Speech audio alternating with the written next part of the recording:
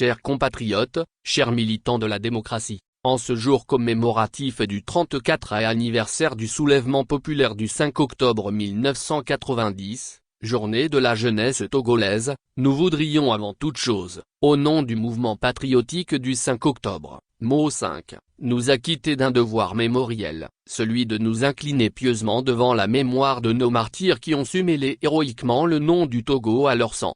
C'est tout haut que nous leur rendons hommage. C'est aussi l'occasion de rendre un vibrant hommage aux différents acteurs de cet événement, singulièrement des patriotes atrocement torturés qui ont souffert dans leur chair et dans leur âme. Salut et hommage également au vaillant peuple togolais pour le juste combat mené depuis des décennies contre la dictature. Chers compatriotes, les années passent, mais nous ne le dirons jamais assez. Notre marche vers la démocratie est inexorable. C'est grâce à votre détermination contre l'oppression que nous avons réussi à écrire, ensemble, l'une des pages les plus significatives de notre palpitante histoire. C'est grâce à vous que l'acte héroïque et historique sans précédent du 5 octobre 1990 a été possible. Mais aujourd'hui les desiderata du peuple demeurent sans satisfaction. Les quelques rares symboles de liberté que l'on avait cru définitivement acquis sont en danger, notamment la presse privée proche de l'opposition. La tâche reste à achever patriotiquement. Si la volonté du pouvoir dictatorial togolais est de gommer l'esprit du 5 octobre 1990 de notre histoire,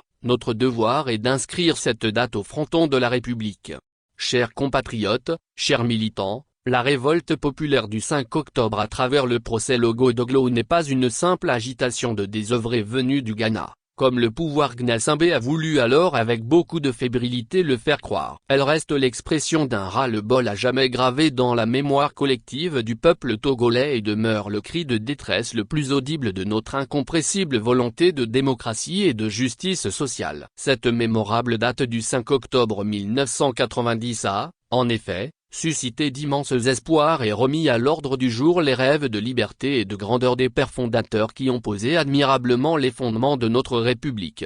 Force est de constater, répétons-le, avec amertume et un sentiment de gâchis, que la rente de ces inestimables sacrifices n'est pas au rendez-vous et que 34 ans après le 5 octobre 1990, les Togolais n'ont pas encore réussi à voir le bout du tunnel. Le Togo devient synonyme de misère. Les institutions, au cas où elles existent dans le pays, sont dévoyées et soumises entièrement au bon vouloir du prince et aux caprices du clan qui tient et enlise le pays chaque jour que Dieu fait. C'est dire que la dictature perdure dans le pays avec la complaisance et l'indifférence d'une certaine communauté dite internationale. Plusieurs militants de l'opposition sont morts en détention, d'autres contraints à l'exil ou croupissent innocemment dans les geôles de la dictature. Les manifestations pacifiques de l'opposition sont interdites ou sauvagement réprimées. Des médias jugés proches de l'opposition demeurent abusivement fermés. La répression sanglante, l'arbitraire et l'impunité ont élu domicile dans le pays depuis belle lurette. Après 38 ans de règne du père et quasiment 20 ans de pouvoir sans réalisation significative,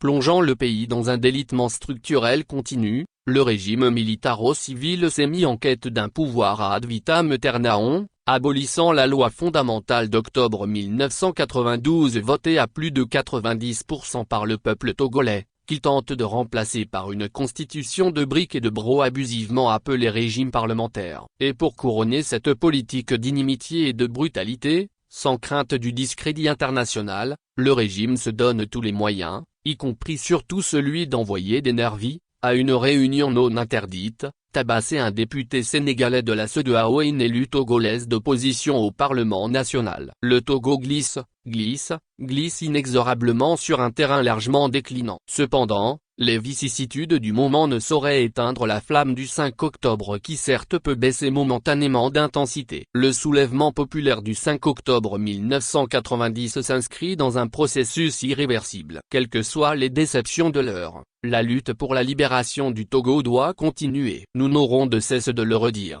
notre destin est entre nos mains, pour autant que nous sachions réagir au drame que vit notre cher Togo. La terre de nos aïeux peut renaître de ses cendres, si nous savons reprendre l'effort de manière appropriée. Face aux graves problèmes que connaît le Togo, nous n'avons pas le droit de nous verser dans des disputes futiles et dépassées qui n'ont pour résultat que de nous diviser et nous fragiliser davantage, alors que les forces démocratiques ont tout intérêt à s'unir, à dissoudre les égoïsmes et à écouter la voix gémissante du peuple écrasé.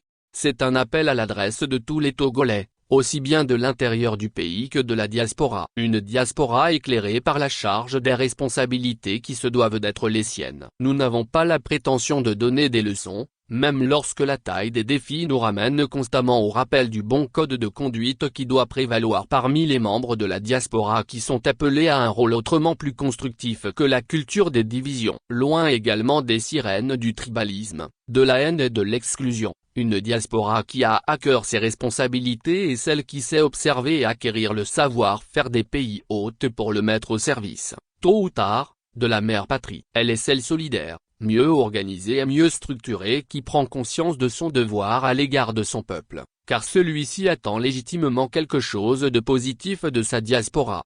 Chers compatriotes, chers militants, nous devons donc ensemble nous pencher sur les graves problèmes du Togo avec conviction et réalisme. À la volonté de liberté exprimée par le peuple, les séides du pouvoir Gnassingbé répondent quasi quotidiennement par une violence indescriptible. Cela doit cesser par notre action commune. Focalisons-nous sur les tâches non accomplies par manque de cohésion ou autre raison. Que l'amour de la patrie prenne le pas sur des considérations personnelles. Chers compatriotes, ayons foi dans l'avenir du Togo. Seule la lutte libère. Fait à Brême, Allemagne, le 5 octobre 2024. Eloi Cousso, coordinateur général du MO5.